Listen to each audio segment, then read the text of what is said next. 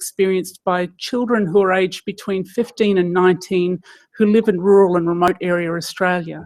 And so our efforts have to be about engaging with them around not only accessing comprehensive primary health care, but also dealing with the issues about why it is that it's okay for Australians to have a particular members of their populace affected by sexually transmitted infections, and why that is okay, that we've normalised this hyperendemic nature of those STIs.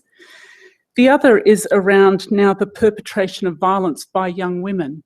And this, for me, was a real eye-opener. I'd always imagined that young women would be the victims or the most vulnerable in our communities around issues of violence. And to see now young girls who are between the ages of 8 and 14 being the perpetrators of violence, I think talks to us enormously about what their experiences are, about how empowered they feel and what they're feeling empowered by. But the kinds of consequences that these young women are now facing are very traumatic, in that they are getting expelled from school early, they are becoming parents earlier, and they are having a whole set of consequences that I don't think we've really thought about too much. So we've got children who've experienced violence who are now perpetrators of violence who are becoming parents, and this cycle is continuing on in our communities. It also indicates to us then the kind of adverse life stresses that our young people in Aboriginal and Torres Strait Islander communities are experiencing. And some of us have experienced terrible trauma and grief and loss to a point where all of your life clock goes back to zero. And then from that point, you're living a day beyond a terrible event, second day beyond a terrible event, a week, a life beyond that terrible event.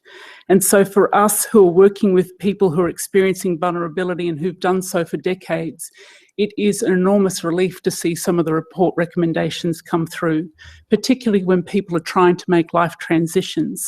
So when people are more vulnerable and most at risk is when young women are making relationship decisions, when young women are first pregnant, young women or women with disabilities in general, and children in out-of-home care. All of these kinds of real stresses are worthy of recommendations, and the kind of inclusions that we've got for those particular issues in this report is profound.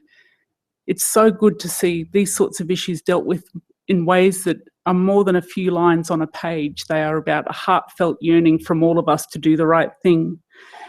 We also know that vulnerable and marginalised children need to be protected, that the best interests of children needs to be prioritised, that the views of our children are respected, and that measures are put in place to consider the impact of violence, particularly on issues of child development. And I think that that's really extraordinary.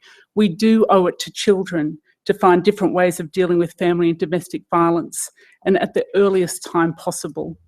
So in terms of that, I have been developing up this First 1,000 Days program. Internationally, it's about a nutritional intervention to stop growth stunting, but I saw the opportunity and seized it here for what it could be in an Australian context, which is a very holistic intervention looking to catalyse health and wellbeing outcomes for not only children born into vulnerable circumstances, but for the families who are the environments in which these children are being born.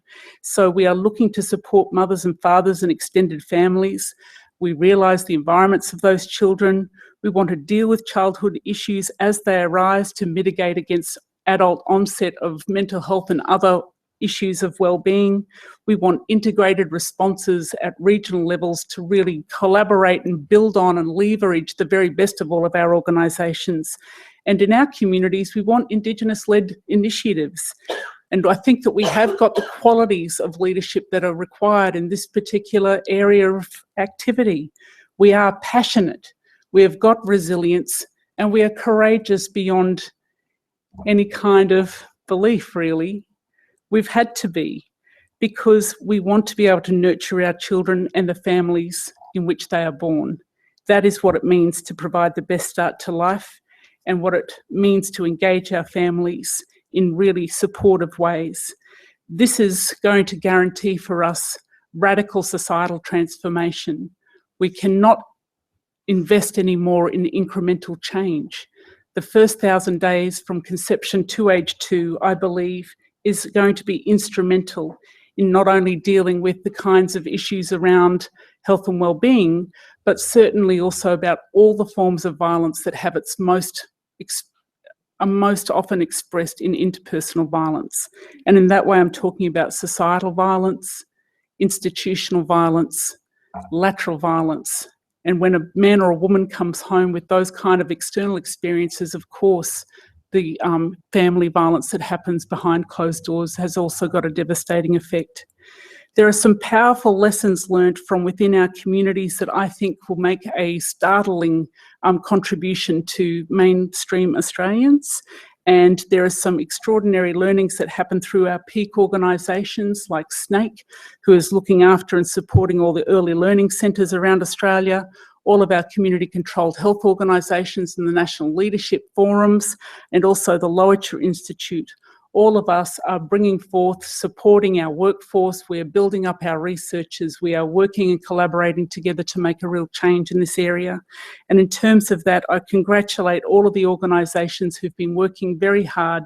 I really hope that this report does get the kind of investment that it's warranted, and that we as Australians can stand up and talk about our civic rights and our sense of duty around protecting and prioritising the needs of children.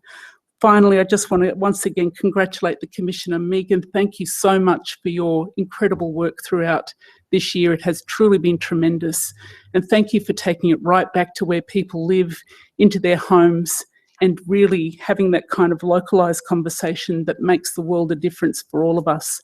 Thank you, Rose, and thank you, Gillian, for your wonderful welcome this morning, and again to all of you for being present during this very auspicious day. Thank you.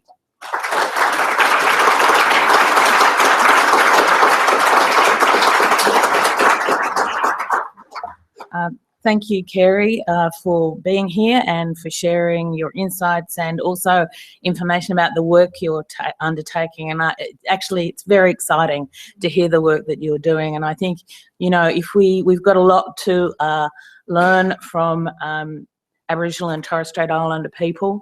And I think if we get it right for those kids, we'll get it right for the whole community.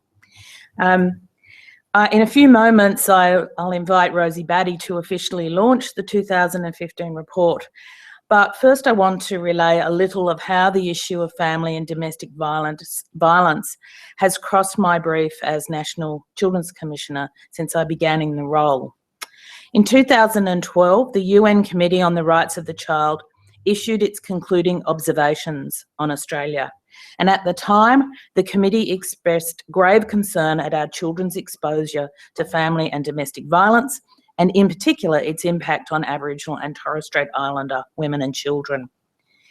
In 2013, during my first year, children and young people repeatedly raised with me their concerns about feeling safe and the importance of living free from all forms of violence. And as a result, my 2013 report identified the protection of children from violence as a priority for my work.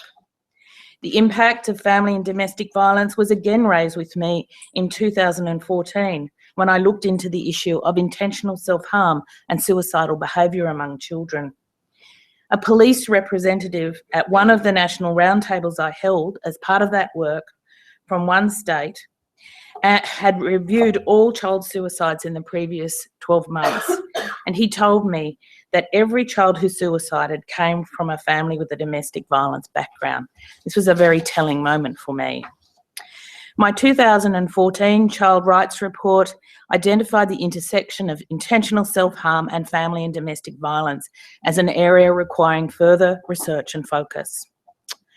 We ended 2014 and began this year with an unprecedented national conversation and, I hope, commitment to end family and domestic violence. On 12 February 2014, 11-year-old Luke Batty was killed by his father. Luke's mother, Rosie, found the strength to rise above her personal tragedy to speak out about the scourge of family and domestic violence. Rosie has captured the nation's attention with her bravery, and as a result, we have seen an explosion of news reporting about family and domestic violence, whereas before there was relative silence.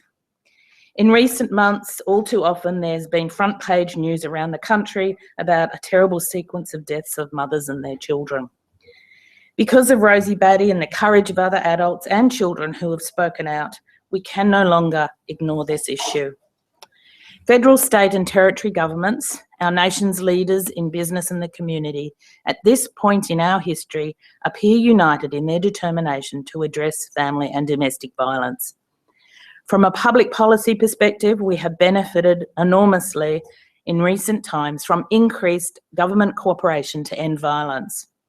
The National Framework for Protecting Australia's Children and the National Plan to Reduce Violence Against Women and Their Children have been in place since 2009 and 2010 respectively, and they are interrelated. These two national policy initiatives represent the highest level of collaboration between governments and a shared vision to end violence against women and children. Outcomes under the national plans are being achieved through a series of 3-year action plans, and I'm pleased that the latest action plans for both include a strong focus on preventing and responding to domestic and family violence. Given this national attention and commitment, I decided to use my report this year to highlight the unique experiences of children affected by family and domestic violence. This involved receiving submissions, collecting and analysing some new data, reviewing the research and hosting a series of expert forums and individual consultations. And the results are showcased in the Children's Rights Report we're launching today. The report highlights new information about the incidence and impact of family violence on children and sets out 3 main areas for concerted actions by government in relation to data and research, in relation to early intervention, and in terms of system reform. New data generated for this work shows that 1 in 12 men and 1 in 12 men and women experience physical abuse by a family member, and 1 in 28 experience sexual abuse by a family member before the age of 15. Available victims of crime data for some jurisdictions only further indicates that for the 4-year period to 2013, there were over 14,000 physical assaults and over 12,000 sexual assaults of children perpetrated by parents or other family members, mostly directed at younger children between 0 and 9 years of age. For me, these are shocking statistics that show just how many children are direct victims of violence in the home. And previous studies have also estimated that over 20% of children and young people have witnessed violence against a mother or stepmother. However, despite the data we've sourced, the availability of information about children's exposure is extremely poor, and something that as a nation we need to urgently remedy if we are serious about addressing this issue. Currently, nationally disaggregated data about children affected by family and domestic violence is not readily available. There is limited breakdown on the age or characteristics of child victims, limited data about offenders and perpetrators, and inconsistent use of terminology and recording of data. So my first tranche of recommendations in the report go to the need to undertake research and collect basic data about children's unique experiences of family and domestic violence. We must be able to identify those children affected, to understand its nature, scope and frequency, and to inform the targeting of our interventions. By not paying adequate attention to this blight on our society, we will continue to either ignore or minimise it. Second, there is a clear need for early intervention, as outlined by Professor Arabina, from a child's conception, especially in the early years of life. In particular, I've called for routine screening and better information on family and domestic violence during pregnancy. Research is now clear that exposure to family violence can have significant negative impacts on the developmental trajectory of children, including in utero, and has been directly linked to mood and personality disorders, impaired cognitive functioning and learning, antisocial and aggressive behaviours, heightened anxiety and pervasive fear. And these traumatic impacts are increasingly being recognised in children, whether they are direct victims of family and domestic violence or bystanders to it. I don't have time to detail all of the findings or recommendations contained in the report, but I will say this: the experience of children must be understood in their own right and not just part of an adult situation. We know that family and domestic violence is widespread and predominantly associated with violence against women, but its impact on children is variable, poorly documented, and not well understood. We also know that the systems to support children in these environments in many ways fail them. Children might be part of the domestic violence system and they might get immediate safety. Children might come into contact with the child protection system. However, they might be removed from the protective parent. And children might be involved in the family court system. But all these systems, from the work I have done, are ill-equipped to deal with the needs of and experiences of children affected by family and domestic violence. Overall, we need to generate evidence to fill the gaps in our knowledge, and we need to translate what evidence we do have into action. If ending violence is our priority, and it must be, we need a seismic shift in cultural attitudes, one that recognises every child, every woman, every person as the holders of inalienable and alienable universal rights to freedom from violence in all its forms. We must do all we can to remove violence from the lives of our children. I'm acutely aware that this Christmas will be Rosie's second without Luke. I cannot commend Rosie enough for her willingness to speak out about this issue and the work she has done so tirelessly since Luke's death, so that women and children do not have to live a life in constant fear. She has done this without compromise and in the face of unbearable grief in order to make change happen. I hope, Rosie, that you consider this report as a homage to Luke and the 23 children every year that pay the ultimate price of family and domestic violence.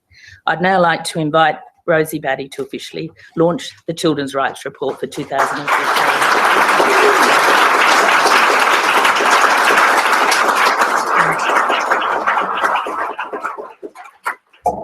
I'm so pleased to be here, Megan. I'm so pleased to have the honour of launching this report.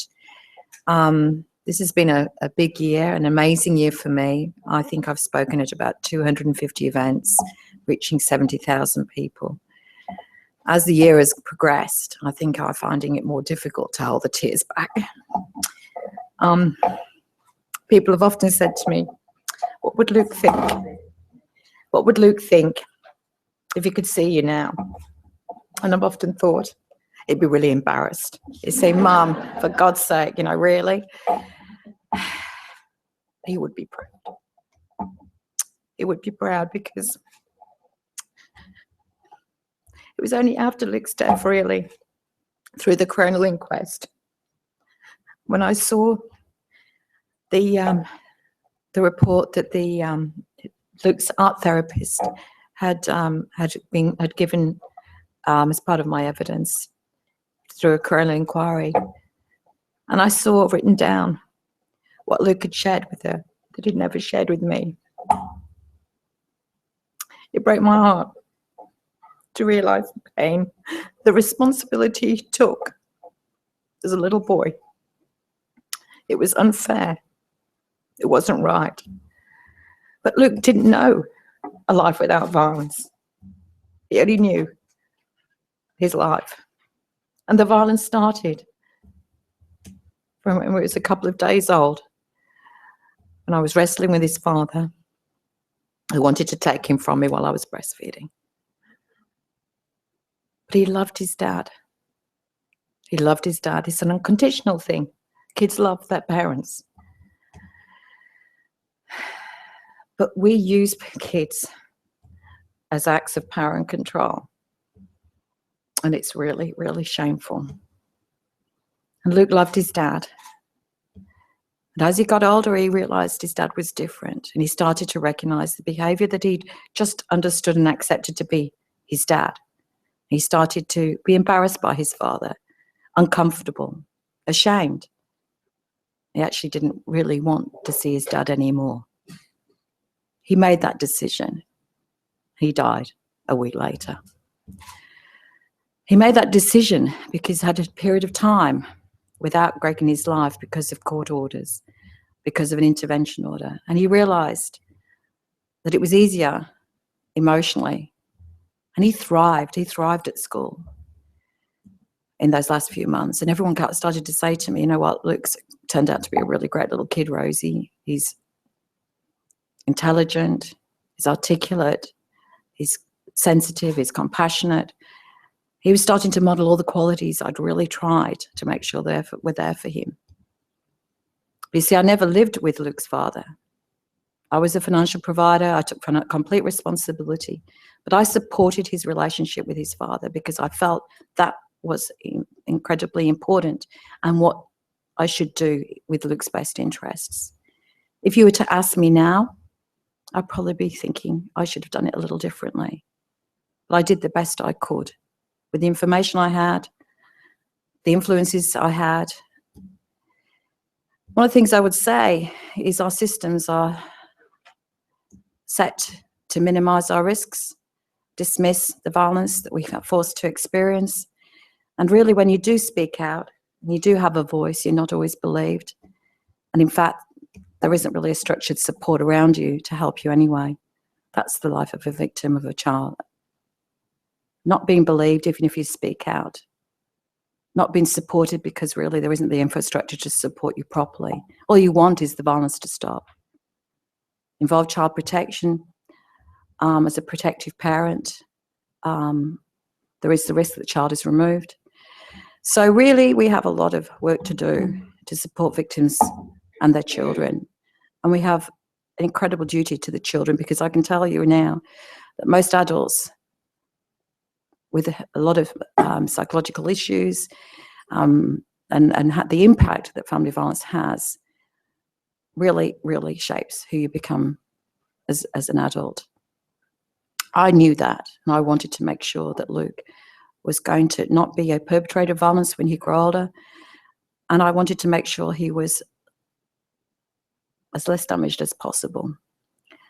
That was my responsibility as his mum, and I took that. But you know what? I realise now it was his father's responsibility to stop being violent. It was his responsibility to seek behavioural change. It was his responsibility to look for help with his mental health issues. It was his responsibility. And right now, we do not intervene and force the perpetrators of violence to seek the intervention that they should have before they have continued access to children. I met a lady last week in Victorian Parliament. She's the mother of a 10-year-old boy. He was forced yesterday to have contact with his father again after 2 years of absence. He's terrified. He's seen his father perpetrate violence on his mother. He has expressed clearly that he does not want to see his father again. But that little boy is being forced to see his father. And a psychologist who will put the perpetrator and the child together in the same room as him will determine whether he will see his father again or not. It won't be the child's voice. This is something that is incredibly wrong, in my opinion. And I really hope with this report, Megan, and the work that we can do together, we can have a look at the stronger voices that children need to be able to have. So I'm committed for the rest of my foreseeable future to help in this area. And I really thank you for your time today, and thank you for being here and launching this wonderful and necessary report. Thank you.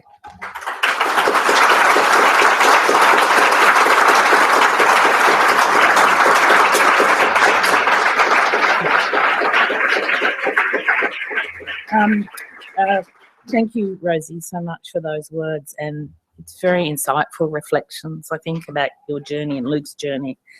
You've been an absolute and are outstanding Australian of the Year. You've become a champion for thousands of victims, demanding system changes, and you've ensured that there's political leadership on this issue. It's been a ride. And I think we're all really grateful to you for keeping going, and you must be exhausted with it. This must be number 251 or 2 or 3 that you've come to. So your commitment to keep going in the face of all of this, plus the emotional turmoil that every time that this presents to you. So yes, thank you so much. And I'd like to also thank our other speakers today and present them with a small token. Okay, I won't be doing that. And later present them with a small token of our appreciation. Could we put our hands together for Rosie Batty, Kerry Arabina, Professor Julian Triggs, Yvonne Wellington, and the Minister, Senator Cash. I would like to just reiterate that last point that Rosie made, how important it is that the voice of children are heard. You know, they are the experts in their own lives. So many kids say to me that they feel disempowered in all the various systems that they end up in, that they aren't listened to and they're not believed. You know, this is something we really have to change. And so I'd be very keen to work with you, Rosie, as you go on to do all the many things that I'm sure you will, to ensure that children have a voice and a strong voice, and that we give them a platform to have a voice. So some of them might need help with that. And we need to give them that help to say, it's okay, you have a right to speak out and what you say matters. So I'd like to thank you all for coming today. Your support in this very important issue is very much appreciated, and I hope together we can be the change and make the change that needs to happen to tackle family and domestic violence in children and make this place a safer space for kids generally.